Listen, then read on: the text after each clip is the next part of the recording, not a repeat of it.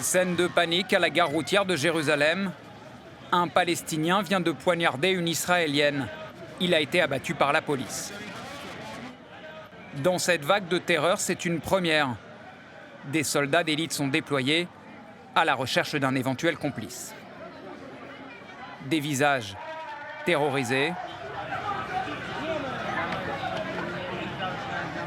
Des forces de sécurité sur les nerfs.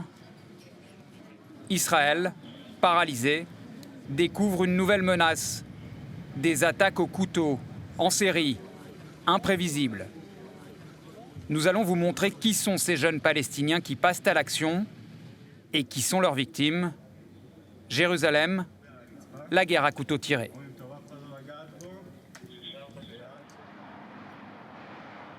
Derrière ce mur et au pied de ce mirador, Chouafat, un camp de réfugiés palestiniens en plein Jérusalem-Est. Des voitures ont brûlé. Stigmate d'affrontements récents entre forces israéliennes et jeunes de ce quartier. Le camp de Chouafat, une enclave où les habitants vivent parqués, dont 80% sous le seuil de pauvreté. Parmi ceux qui ont attaqué des Israéliens au couteau depuis le 3 octobre dernier, 5 sont nés ici. Ça, c'est mon frère. Il a mené une opération. Nous avons retrouvé la famille de l'un des assaillants. Il s'appelle Sobeh Khalifa. C'est entre ces murs qu'il a grandi, élevé avec ses frères et sœurs, cousins, oncles et tantes. Son père est au chômage. Il travaillait côté israélien.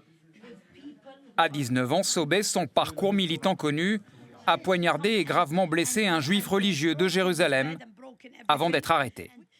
C'est un héros, un vrai, et je suis très fier de lui.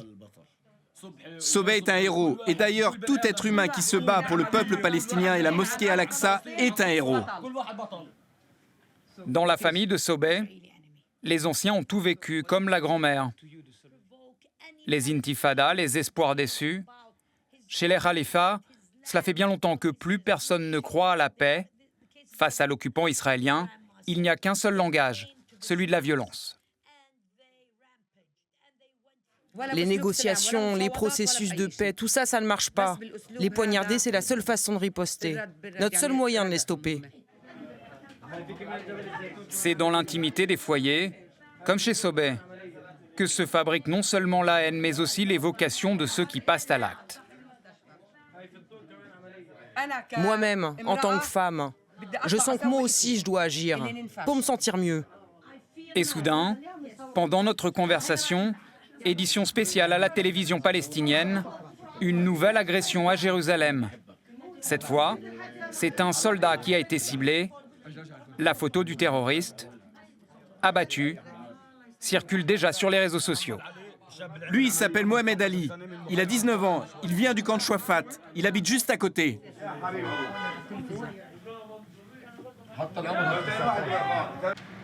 Des habitants du quartier nous conduisent devant chez lui. Ses voisins, ses amis, ses proches sont en train de se rassembler. La foule est électrique. Elle célèbre déjà le sacrifice de leur nouveau héros.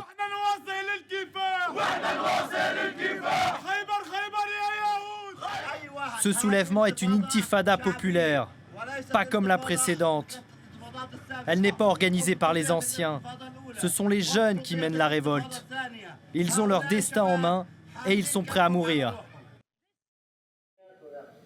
Leur combattant, le voici.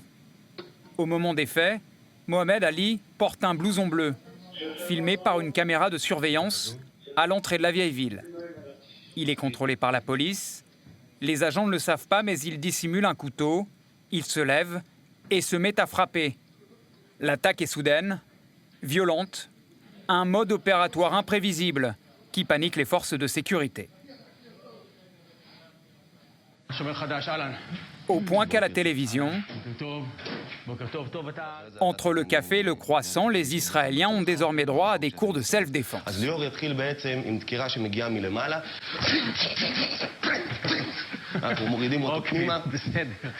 Et en ville comme ici, dans la partie juive de Jérusalem, à l'ouest, Les Israéliens se ruent dans les surplus militaires à la recherche d'une arme pour contrer la nouvelle menace. Ça coûte combien, ça? Et vous avez des sprays au poivre? Laetitia, française, a récemment quitté Paris pour s'installer en Israël, contrainte à son tour d'adapter son mode de vie. Je suis venue chercher un engin pour me défendre. Pour moi et mes enfants, parce que je vis seule et que je suis toute la journée dans la rue et que c'est impensable de pouvoir sortir sans quelque chose. Ce pays où la sécurité est une priorité depuis sa création n'a toujours pas trouvé la parade à ce nouveau phénomène. Malgré la présence massive de policiers, les habitants sont aujourd'hui de plus en plus nombreux à sortir avec leurs armes à feu, clairement encouragés par les autorités. À l'autre bout de la ville, des blocs de béton, à l'entrée des quartiers Est, les Israéliens imposent aux Palestiniens de Jérusalem des checkpoints, comme en Cisjordanie, pour des raisons sécuritaires et par mesure de rétorsion. Ils pensent qu'ils nous rendent la vie plus difficile. Mais en réalité, non. On est heureux parce qu'on se défend. On défend notre mosquée, notre ville sainte, Jérusalem, et nos enfants.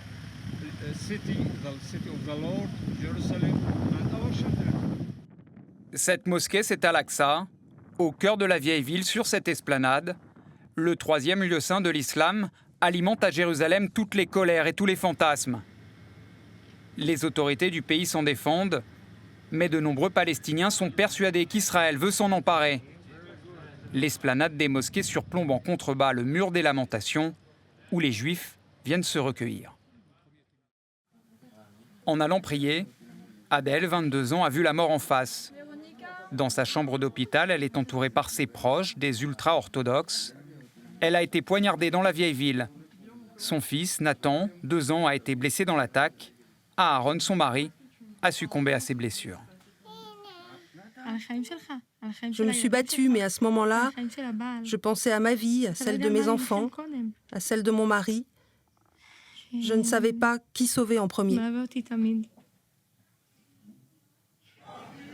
La scène se déroule le 3 octobre dernier. On entend Adèle crier. Ce Palestinien en noir s'est jeté avec un couteau sur la famille Bennett. Au sol, il poignarde à mort son mari, tue une autre personne. Les gardes de sécurité arrivent.